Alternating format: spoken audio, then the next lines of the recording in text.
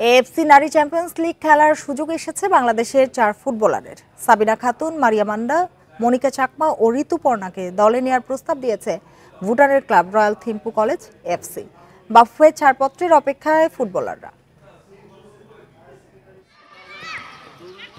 প্রথমবার নারী champions league আয়োজন করতে যাচ্ছে এএফসি। শর্ত পূরণ করতে না পারাই নেই বাংলাদেশের কোনো দল, ফলে এত বড় টুর্নামেন্টে দর্শকের ভূমিকায় থাকতে হবে। তবে লাল সবুজের 4 ফুটবলারের সামনে সুযোগ এসেছে এএফসির এই টুর্নামেন্ট খেলার।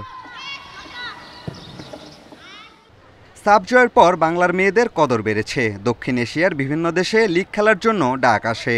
সবশেষ ভারতের ফুটবল লিগ খেলে এসেছেন সাবিনা সানজিদা। এবার এএফসি নারী চ্যাম্পিয়ন্স লিগে খেলার সম্ভাবনাও তৈরি হয়েছে। ভুটান সফর শেষেই সুখবর এসেছে নারী ফুটবলে। ভুটানের club royal Thimphu college FC খেলবে নারী চ্যাম্পিয়ন্স লিগের বাছাই পর্বে। তারা বিদেশি কোটায় নিতে চায় সাবিনা, মারিয়া, মনিকা ও ঋতুকে। এদের মধ্যে শুধু সাবিনারই বাইরের দেশে লিগ খেলার অভিজ্ঞতা আছে। মারিয়া, মনিকা ও ঋতুর জন্য এই অভিজ্ঞতা প্রথম। ভুটানের বিপক্ষে 2 প্রীতি ম্যাচের পারফরমেন্সে তারা ক্লাবটির নজরে এসেছেন। বুধবার ভুটানের ক্লাবটি যোগাযোগ করেছে বাফুফের সঙ্গে।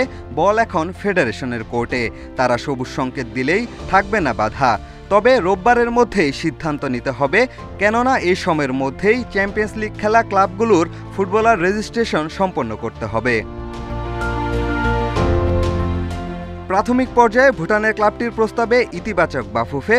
সব ঠিক থাকলে ছাড়পত্র পেতে যাচ্ছেন 4 ফুটবলারই।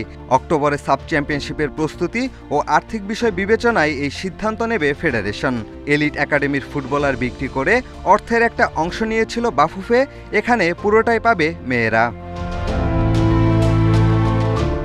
25 থেকে 31 আগস্ট পর্যন্ত চ্যাম্পিয়ন্স লিগের বাছাই পর্ব খেলবে ভুটানের ক্লাবটি। সব প্রক্রিয়া সম্পন্ন করে বাংলাদেশের 4 ফুটবলার যোগ দিতে পারবেন কিনা তারই অপেক্ষা।